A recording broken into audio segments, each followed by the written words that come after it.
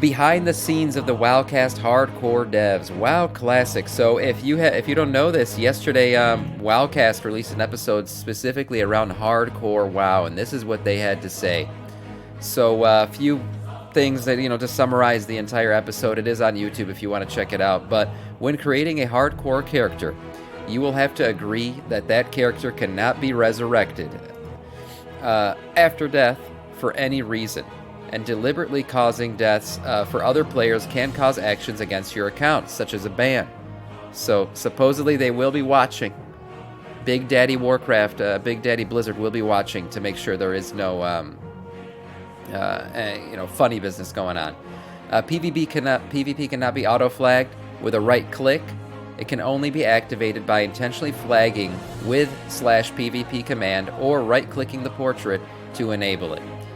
Duel to the Death is a new mechanic where players can enter a Makura duel to the death. That's right, if you die, you are done. And we talked about the area of effect being larger for this Duel to the Death, and if you leave the area of effect, you get hit with a 3 in-game day. This means you have to be logged in 3 days of just complete misery. You will get hit with a debuff. They'll basically wreck your character. Hardcore players cannot queue for Battlegrounds, as it would go against the spirit of the game in Battleground PvP. Yeah, you could imagine a Warsaw Gulch where every player that dies in the match dies forever. It would just be left with one team standing, which actually sounds kind of cool, but that will not be able to happen. If your character dies, you can't resurrect, but you can release as a ghost, or you can do what we talked about before and transfer to another classic realm that is not hardcore for free and continue on leveling up that character. Basically the puss way out. Come on, guys, just make another character in hardcore again. All raid content will be available at launch. Dungeons will have a 24-hour timer that only allows players to clear each dungeon once per day. Kiting mobs across zones will not work. The enemy mob will reset, unlike, just regular classic WoW.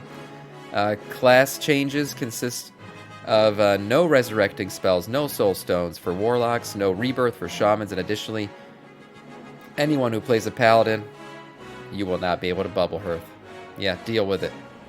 The buffs and debuffs limit will be removed in hardcore realms. Flask of Petrification. Now this one was a bit, people were wondering, is it going to be allowed, is it not? It is allowed. Flask of Petrification, if you don't know, turns you into stone. Yeah, so for 1 minute you are immune. This will be allowed in the hardcore realms. Trading will also be allowed, as well as the auction house. So if you've played hardcore before, you know that those things were not allowed.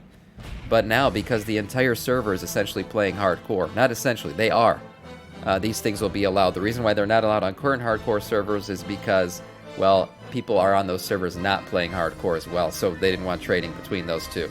And last but not least, Solo Self-Found, or SSF, might be an option implemented at a later date. Blizzard is discussing it.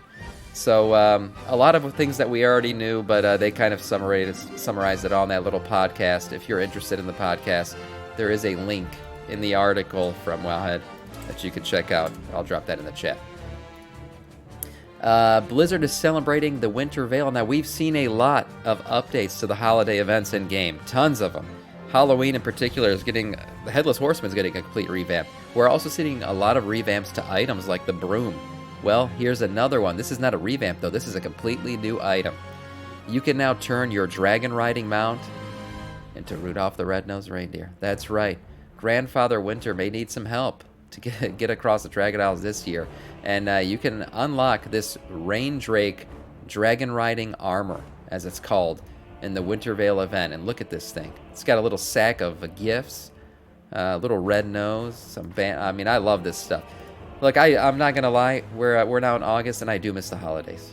I do. So I'm excited for stuff like this. It's got the little. It's even got a little bit of something on the legs there, armor across the chest, the little jingle bells on the neck there. This is nice. I hope they continue to add stuff like this into the game for dragon riding mounts. Considering dragon riding is now in, we got dragon riding races in Kalimdor. A lot of the mounts are being converted to dragon riding style mounts, so I hope they continue to do cool stuff like this for dragon riding mounts. We got new Forsaken tabards. Now, we knew these were coming, but what we didn't know is there are two variants. Now, I'm not sure how you're going to get or pick between the two variants, but we have the Forsaken one, and then we have what they're calling the Queen's Loyalist. So Forsaken Champion is the one, you know, that you see here, and then the Queen's Loyalist kind of it's a harken back to Sylvanas. That's clearly Sylvanas on the tabard. So I don't know if people will be able to still be loyal to Sylvanas. They'll be able to choose to be loyal to her, and they'll be able to wear this tabard. After the debacle that was Shadowlands, why would you want to remind yourself of Sylvanas? I don't know. Some people love pain. Some people love pain. Collect the Temporal Burdens Ensemble. Blizzard's been doing this a little bit lately, but we will be able to get the shoulders that Morchi wears in the dungeon. So if you haven't paid attention to it, she has two little sand glasses, hourglasses on her shoulders. You're gonna be able to unlock those shoulders, or loot them and wear them, kind of like the Ragnaros shoulders that was recently given to us, or in the past the very popular Garrosh shoulders. So we're not sure how you're gonna get them yet, but it has been data mined that these will be equipable shoulders for player characters. Look at that. That's actually pretty cool. I'm not gonna lie, if I was a mage, I would want these. I would want these because these look great, and I like the detail in them. Moving on.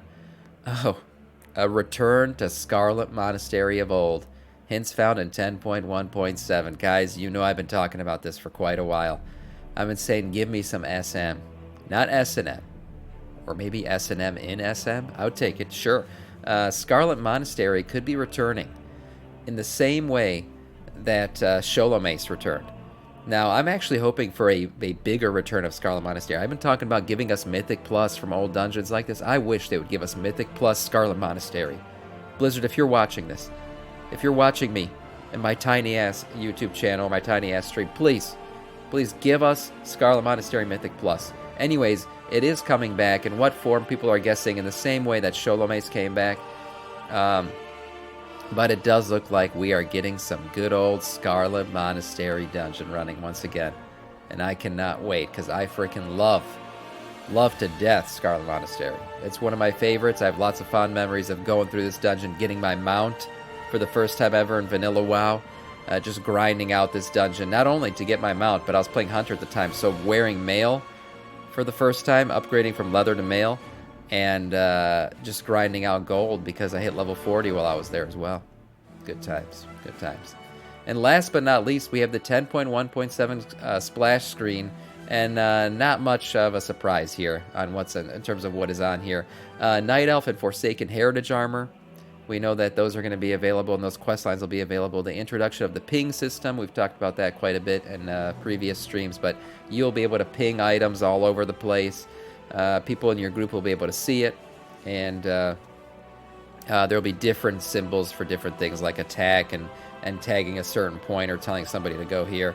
So Fortnite coming to WoW. Congratulations, guys, we did it. And last but not least, Dream Surges. Yes, Dream Surges. Battle Dream-empowered foes across the Dragon Isles as Emirdrasil prepares to bloom. That's right, the new world tree. Get it and get good. It's exciting, guys. And 10.1.7 is just around the corner. September 5th will be the date that we get that. Can't wait.